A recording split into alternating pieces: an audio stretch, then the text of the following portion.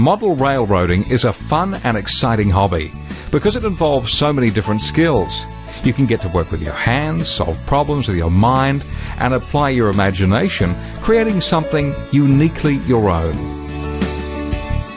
The hobby is creative, practical, and mentally stimulating. The hobby involves everything from carpentry to electronics, model building, painting, engineering, and even historical research, planning your layout. You can get started by collecting images of model railroads and real railroads and other scenes that you like. The Wild West, maybe British trains from the 1930s.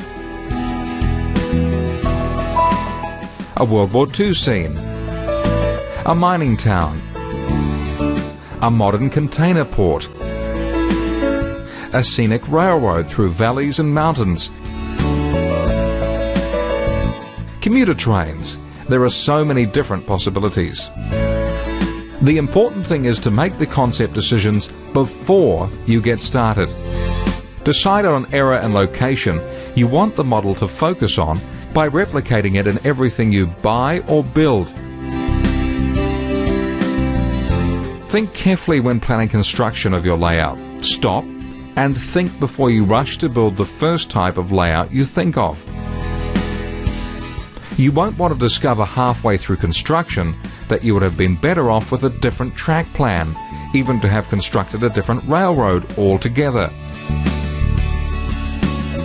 The best and most satisfying layouts are almost always the result of a considerable amount of planning.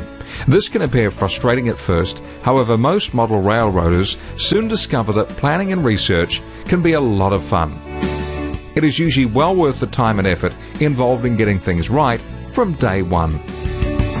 You can avoid many of the mistakes others have made and get some good advice from those who have been in the hobby for years.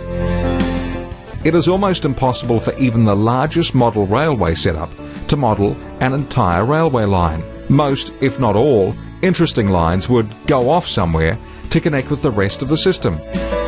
Even a very large layout must compromise with the need to disappear off the edge of the recreated world.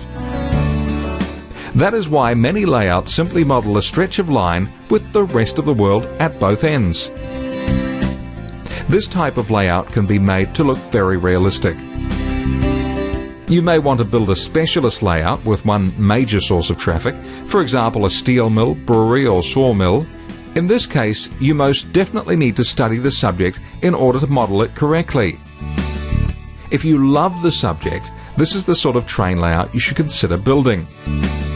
You may prefer to construct a more generalistic layout where almost anything goes. A seaport, for example, could realistically be expected to send and receive all kinds of freight cars. A general model train layout allows for flexibility, which for many railroaders is a good reason to choose this kind of layout. Whatever you decide, think carefully before you get started. It is well worth the effort and a way to avoid frustration later. And most importantly, have fun.